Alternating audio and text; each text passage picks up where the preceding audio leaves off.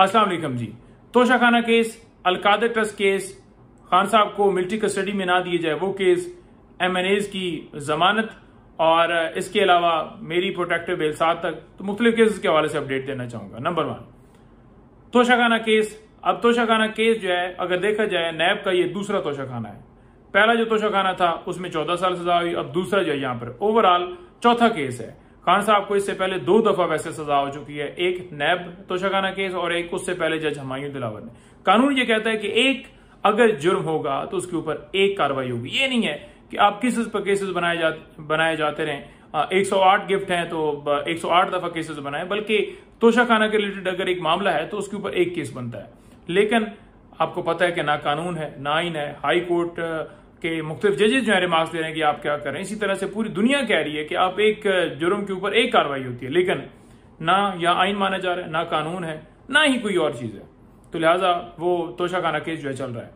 हुकूमत का आप देखें क्या कर रही है।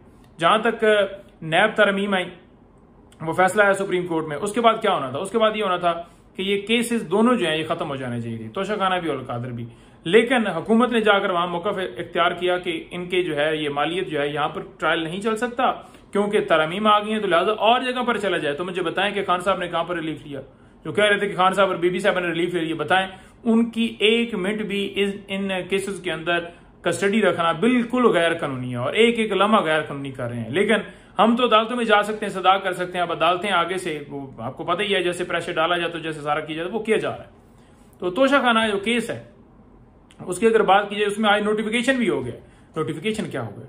नोटिफिकेशन हुआ है कि जेल के अंदर ट्रायल होगा। अब ये था कि अगर वहां पर तोशाखाना केस, जैसे आपको पता है सुप्रीम कोर्ट में फैसला आया, उसके बाद बंद होना चाहिए था, लेकिन गवर्नमेंट ने वहां पर यह कहा, जो प्रोसिक्यूटर थे डेफिनेटली उन्होंने जाकर ये कहा कि जनाब यहां पर नहीं तो अब FIA जो है उसके रिलेटेड ये मामला है, तो लिहाजा स्पेशल जज सेंट्रल को मौजूद अदालत ने ट्रांसफर कर दिया केस। हालांकि उस अदालत के पास इख्तियार नहीं, अगर उस अदालत में चल नहीं सकते तो उसके पास ये तो नहीं है ना कि ये मेरा नहीं बनता जी उसका बनता है। आपके पास नहीं है, तरामीम के अंदर भी कहीं पर यह जिक्र नहीं है कि वो तसाब अदालत जो है वो ट्रांसफर कर सकेगी, लेकिन वो कर दिया गया।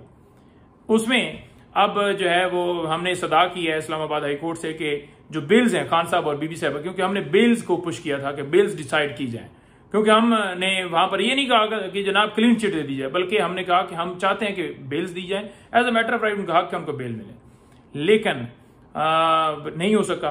हाई कोर्ट में आया तो हाई कोर्ट ने जो है उसमें हमने सदा किया है कि इन बेल्स के अंदर जो है वो डायरेक्शन जो है वो दी जाए ताकि जल्दी से जल्दी बेल डिसाइड। अब उसके ऊपर इस्लामाबाद हाई कोर्ट ने नोटिस जारी कर दिए। देखते हैं अलकादर ट्रस्ट केस।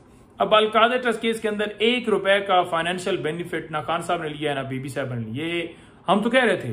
अब नैब के जितने गवाह पेश किए गए, जितने जनाब वादा माफ गवाह लाए गए, किसी एक ने भी फाइनेंशियल बेनिफिट का जो है खान साहब या बीबी साहब का एक अच्छा काम, नेक काम किया तो उसके ऊपर आपने मुकदमा बना दिया। पैसे आए सुप्रीम कोर्ट में, हुकूमत पाकिस्तान के पास चले गए, ना इमरान खान के अकाउंट में। और अलकादर ट्रस्ट जो बनाया गया है वो तो एक ऐसा इदारा है जो कि फलाई काम कर रहा है, जो कि एक इस्लामी काम कर रहा है, और उसमें खान साहब की तो कोई ऑनरशिप है ना बीबी साहब। वो तो ट्रस्टी है, ट्रस्टी ऑनर नहीं होता, ना वो बेच सकता है, ना वो कोई ट्रांसफर कर सकता है, ना वो अपने रिश्तेदार के नाम कर सकता है। लिहाजा अलकादर ट्रस्ट केस जो है वो भी इसी तरह से जो है वो जारी उसारी है। उसमें हमने बरीयत की सदा की थी। अब बरीयत की सदा की क्योंकि हमने कहा कि अगर ये ट्रायल कंक्लूड भी होता है, क्योंकि जितनी एविडेंस है उसके मुताबिक जुर्म नहीं बनता, तो ट्रायल कंक्लूड भी होता है तो सजा नहीं हो सकती। लेकिन बरीयत की दरखास्तें खारिज कर दी गई। वो इस्लामाबाद हाई कोर्ट में हमने रजू किया, जिसकी आज समाअत थी।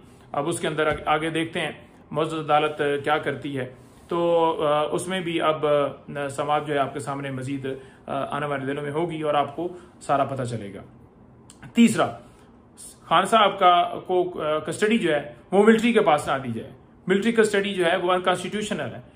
हालांकि अगर आप देखें तो काजी फैसल साहब भी उस बेंच का हिस्सा थे, 5 मेंबर बेंच ने वो फैसला दिया था। उस वक्त उन्होंने कहा था कि आईनी तरमीम के बाद भी सिविल का मिलिट्री ट्रायल नहीं हो सकता। लेकिन आपको पता है कि ऑफिशियल्स मुख्तलिफ उधर से भी, आर्मी के भी और इधर से भी जो है वो हुकूमती फार्म 47 वाले वो भी कह रहे थे बार बार कि जनाब प्रेस कॉन्फ्रेंस के जरिए कि मिलिट्री ट्रायल जो है मिलिट्री कस्टडी होगी, फैज के साथ होगी, उसके साथ होगी।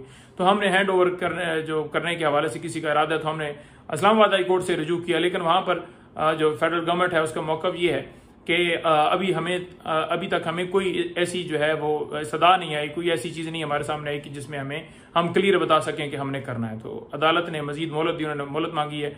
तो वो अब देखते हैं उसके अंदर जो है मोहलत दी गई है कि वो अगली डेट के ऊपर क्या करते हैं कि वो आकर बताएं, असिस्ट करें कि किस तरह से जो है वो अगर कल करते भी हैं तो मिलिट्री कस्टडी लेते हैं। ये तो नहीं है ना कि बगैर नोटिस ये बंदे को उठाओ और लेकर जाओ, और ये रिमार्क्स भी आज इस्लामाबाद हाई कोर्ट में है, तो उसमें ये चल रहा है। इसके अलावा जो हमारे MNAs सारे वो पाबंद सलासल थे, उनके हवाले से बेल्स के लिए मूव किया गया था, वो तमाम के तमाम जो है मौजूद अदालत ने आज उनकी बेल्स कंफर्म की हैं। मेरे ऊपर भी और दीगर रहनुमाओं के ऊपर भी FIR दर्ज थी, तो उनकी बेल्स जो हैं वो कंफर्म हो गई हैं और अदालत ने रिहाई का हुक्म जारी किया है। तो इसके साथ साथ मेरे ऊपर मुकदमा थे या दीगर, उन्होंने भी मुख्तलिफ ने प्रोटेक्टिव बेल्स करवा ली, जैसे उमर अयूब, असद कैसर साहब या जरताज गुल। तो मैंने भी पेशावर हाई कोर्ट से आज रिजू किया था और वहां से प्रोटेक्टिव बेल ले ली। जिस वक्त ये छापा और सारा लग रहा था असेंबली के, क्योंकि उनका टारगेट असेंबली पे था, तो हमने सारा देख लिया। तो फिर वहां पर उन MNAs को भी इतला दे दी गई कि फलाने फलाने के ऊपर भी FIR है, तो लिहाजा उनके जरिए भी और भी तरीके से हमें इतला मिल गई। तो हम फिर उस टाइम के ऊपर सेफ जगह पर पहुंच गए और उसके बाद हमने जो है वो जाकर मुतलका जो अपना पेशावर हाई कोर्ट है वहां रजू किया, और फिर अब 7 तक मुझे उसमें बेल, उस मुकदमे के मुताबिक तो मुझे वहां पर सुल्तान इदराई कह लें या मुस्तफ़ा कुरैशी कह लें, उस मुकदमे के मुताबिक तो मुझे ये बना। कसूर सिर्फ क्या है कि हमने जलसा पुरअमन क्यों किया। हम जलसा करेंगे इंशाल्लाह, 21 तारीख को जलसा होने जा रहा है, और इंशाल्लाह ताला तहरीक इंसाफ डंके की चोट के ऊपर जलसा करेगी, हर सूरत करेगी। और आखिर में मैं ये कहना चाहता हूं कि ये जो घुस बैठी हैं, ये चाहते हैं कि आइन के ऊपर हमला करके जो है वो आइन को पामाल किया जाए, जमहूरियत को पामाल किया जाए, अदलिया के ऊपर हमला किया जाए, तो हम किसी सूरत इनका हमला कामयाब नहीं होने देंगे, नहीं होने देंगे, नहीं होने देंगे।